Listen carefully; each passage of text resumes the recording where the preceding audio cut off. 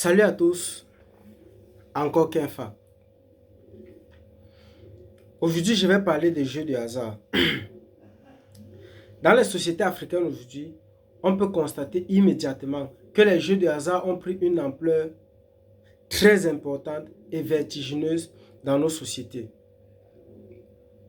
Croyez-moi, ce n'est pas un fait de hasard, c'est bien organisé et bien structuré.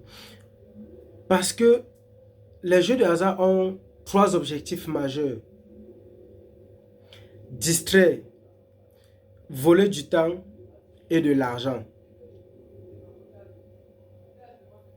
Et la plupart des peuples africains sont victimes de leur propre égoïsme.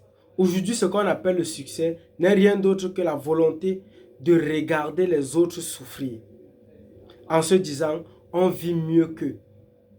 La plupart des personnes qui prétendent avoir réussi, ce n'est pas parce que leur vie est tellement meilleure que ça. Ce n'est pas parce qu'ils vivent plus bien que les autres. Parce que nous sommes tous misérables et esclaves en Afrique.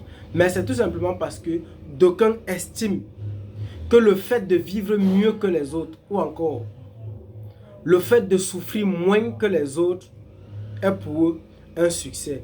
Et à un certain moment, on s'en fout des conditions dans lesquelles on peut vivre mieux que l'autre.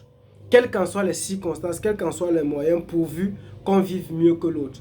C'est pourquoi la plupart des personnes préfèrent même encore se livrer au jeu de hasard en espérant que c'est une possibilité qui leur permettra de paraître mieux que leurs propres semblables. Mais ce que je tiens à expliquer ici, c'est que ce n'est pas un phénomène de hasard. Nous avons les paris foot, les paris sportifs pour la plupart et les jeux de hasard de toute forme. La question que je me pose parfois, c'est est-ce que les dirigeants de ces sociétés sont inconscients de l'influence et de l'impact que ces jeux de hasard ont sur surtout la jeunesse? Mais moi, ce que je connais, c'est que ce sont des possibilités, des probabilités qui permettent de à blanchir l'argent mal acquis d'un certain nombre de personnes dans les sociétés africaines, de financer le terroriste d'une manière transparente et intraçable, mais les conséquences restent très négatives. Parce que la plupart des personnes ont une possibilité très facile de transférer ces richesses dans des banques étrangères, ce qui contribue à appauvrir encore plus les peuples africains.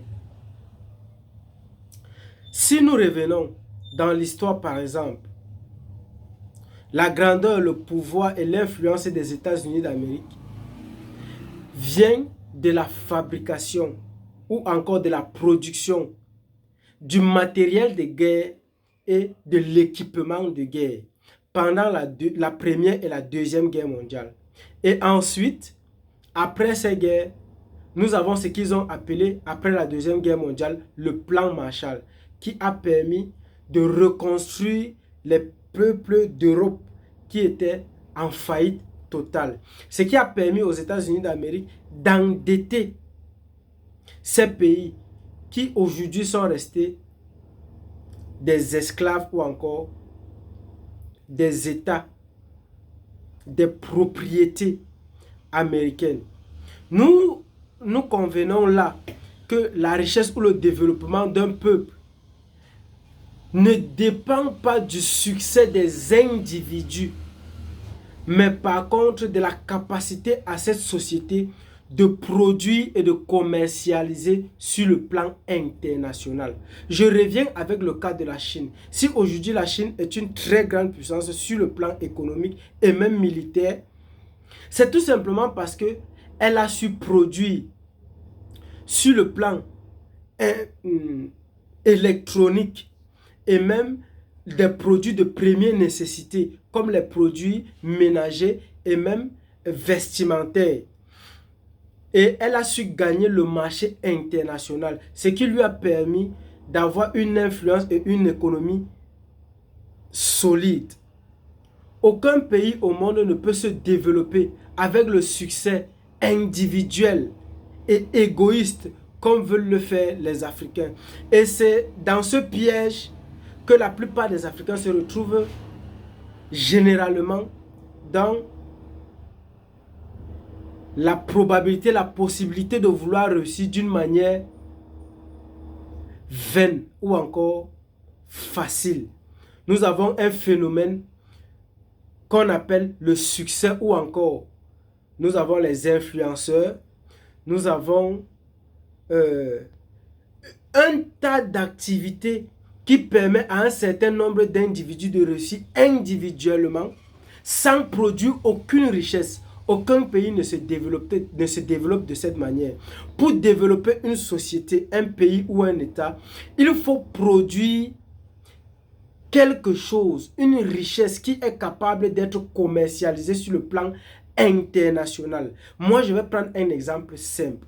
Aujourd'hui, sur le plan alimentaire, dans le monde entier, nous sommes tellement mal alimentés parce que nous consommons des produits chimiquement modifiés ou encore génétiquement modifiés qui ne nourrissent pas vraiment nos corps ou parfois même est responsable de la multitude de maladies comme les cancers et consorts dont nous sommes victimes. Par contre, en Afrique, nous avons tellement de terres inexploitées. Tellement, et quand je voyage parfois dans mon propre pays, nous pouvons traverser des kilomètres et des kilomètres de terres inexploitées. Très fertile parce qu'il est possible de voir à longueur de distance des tas d'herbes et d'arbres qui sont capables de pousser seuls, sans aucun entretien.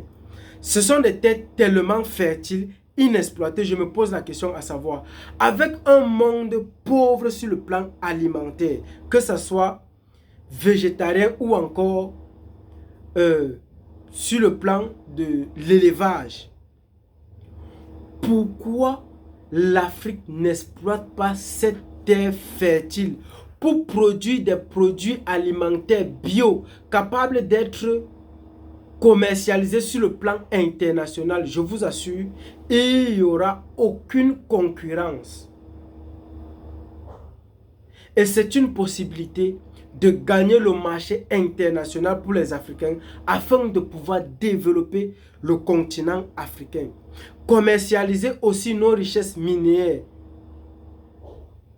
en évitant de nous faire piller à travers ce que j'appelle toujours le succès égoïste pour la plupart des dirigeants qui préfèrent réussir, vivre bien tout en regardant le reste de la population périr. Je me demande souvent, est-ce que ces dirigeants sont vraiment inconscients de ce que je suis en train de dire? Moi, je crois que c'est non.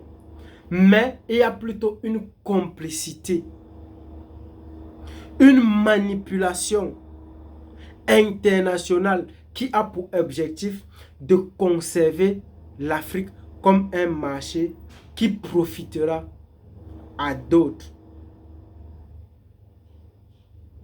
Aujourd'hui, on impose en Afrique les produits génétiquement modifiés. Est-ce qu'il est impossible pour les Africains de produire suffisamment de nourriture bio pour leur consommation? Même sur le plan spirituel, elle a une influence qui déracine les peuples africains. L'Afrique doit se lancer dans l'agriculture massive bio et le commercialiser sur le plan international afin de pouvoir se développer et donner une vie meilleure à toute la population africaine. Cessons d'être égoïstes et de vouloir réussir individuellement. C'est un piège qui nous conduit tout droit à notre fin éternelle avec des choses comme les jeux de hasard. Merci beaucoup et à très bientôt.